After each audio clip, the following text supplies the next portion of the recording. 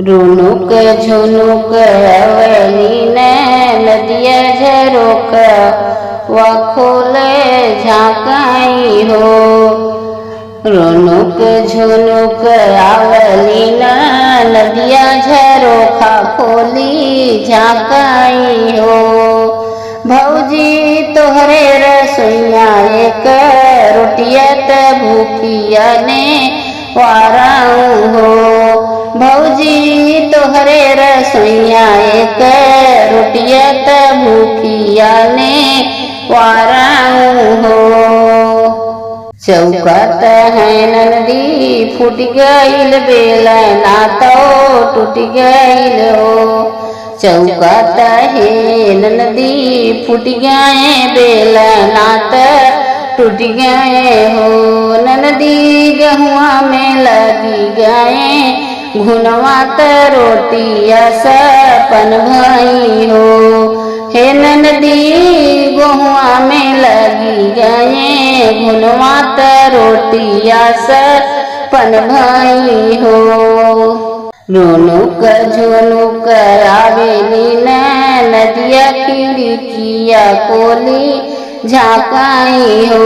भौजी तोहरे घड़िलवा बुंद भौजी तोहरे घड़िलवा बुंद पनिया त पनिया पियावाऊ।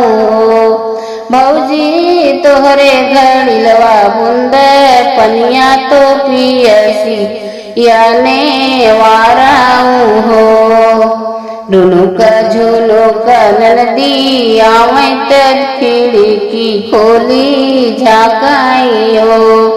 घड़िया तहे नंदी फूट गए रस्सी त टूट गई हो। नंदी कुआं गईल सुखाई त पनिया सपन भइले हो। नंदी रस्सी त गईली नंदी कुआं त गईले सुखाई त पनिया सपन भइले हो। रुनुक झुनुक आवै नंदी झरोखा कोली बोलाई हो। भौजी दे दे तू एक बूंद तेलवा त मगिया संवार लेती हो। भौजी दे दे तू एक बूंद तेलवा त मगिया संवार लेती हो। शीशा तो है नंदी फूट गए कंघी भी टूट गई हो। नंदी सरसों में लगी गई माहूत तेलवा सपन भये हो। नंदी सरसों में लगी गई माहूत तेलवा सपन भये हो।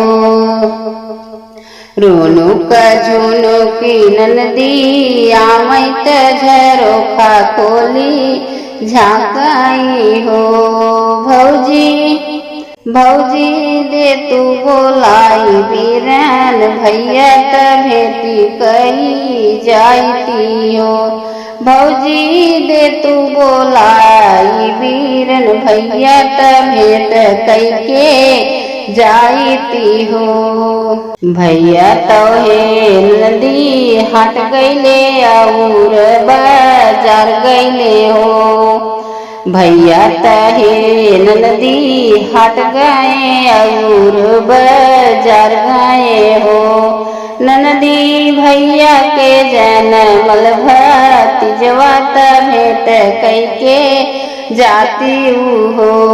नंदी भैया के जनमल भतीजवा त भेट कई के जाती हो।